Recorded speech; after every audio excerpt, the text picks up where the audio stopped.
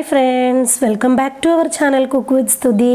അപ്പോൾ ഇന്ന് നമുക്ക് ബ്രെഡ് വെച്ചിട്ട് വളരെ പെട്ടെന്ന് തയ്യാറാക്കാൻ പറ്റുന്ന ഒരു അടിപൊളി സ്നാക്ക് തയ്യാറാക്കാം. അപ്പോൾ എല്ലാവരും വീഡിയോ കാണുക. വീഡിയോ ഇഷ്ടമായിട്ടുണ്ടെങ്കിൽ ഒന്ന് ലൈക്ക് ചെയ്യുക, ഷെയർ ചെയ്യുക, കമൻറ്റ് ചെയ്യുക. അപ്പോൾ നമുക്ക് വേഗം തന്നെ റെസിപ്പിയിലേക്ക് പോകാം.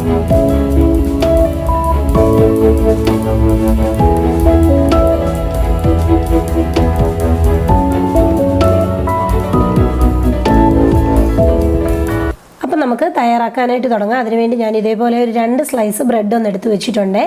2 or 3 അത് നിങ്ങളുടെ ഇഷ്ടമാണ്. അതിനുശേഷം ഞാൻ കത്രിക ഉപയോഗിച്ച് ഈ ഒരു ബ്രെഡ് 4ആയിട്ടൊന്ന് സ്ലൈസ് ചെയ്ത് കൊടുക്കുകയാണ്.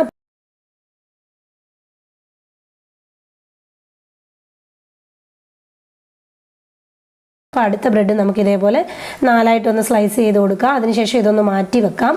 ഇനി ഇതിലേക്ക് ഒരു ബാറ്റർ തയ്യാറാക്കാനായിട്ട് ഞാനിവിടെ ഒരു ബൗൾ വെച്ചു. ബൗളിലേക്ക് ഞാനൊരു 1/4 കപ്പോളം ഉള്ള മൈദയാണ് ചേർത്ത് കൊടുക്കുന്നത്. അതിനുശേഷം ഞാൻ ഇതിലേക്ക് ഒരു 1/4 കപ്പോളം ഉള്ള കടലമാവ് ആഡ് ചെയ്ത് കൊടുക്കുക. പിന്നെ ഈ ബാറ്ററിന് മധുരത്തിനാവശ്യമായിട്ട് ഒരു 2 ടീസ്പൂണോളം ഉള്ള പഞ്ചസാര ചേർത്ത് കൊടുക്കുകയാണ്.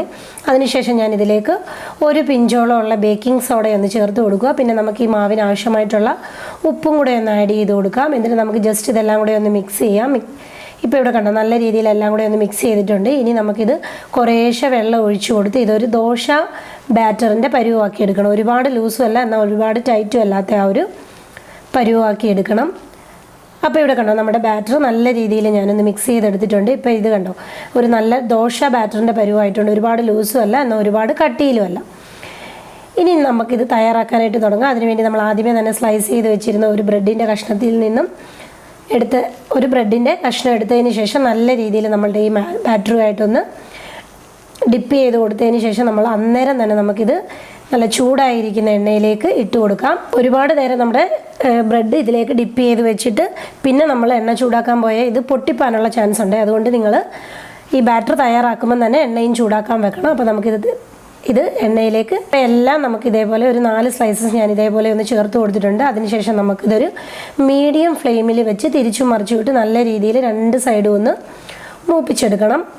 അപ്പോൾ ഇവിടെ കണ്ടോ, നമ്മുടെ 2 സൈഡും നല്ല രീതിയിലൊന്ന് മൂത്ത് വന്നിട്ടുണ്ട്. ഒരു മീഡിയം ഫ്ലെയിമിൽ തന്നെ വെച്ച് നിങ്ങളിത് വറുത്തെടുക്കണേ, അല്ലെന്നുണ്ടെങ്കിൽ എണ്ണ കുടിക്കാനുള്ള ചാൻസ് കൂടുതലാണ്. അപ്പോൾ ഒരു മീഡിയം ഫ്ലെയിമിൽ തന്നെ വെച്ച് റെഡിയാക്കി എടുക്കുക. ഇപ്പോൾ ഇവിടെ നമ്മുടെ സ്നാക്കെല്ലാം നല്ല രീതിയിൽ 2 സൈഡും ഒന്ന് ബ്രൗൺ ഷെയ്ഡായിട്ടുണ്ട്. ഇത് മതി. ഇനി നമുക്കിത് എണ്ണയിൽ നിന്നും കോരി മാറ്റാം.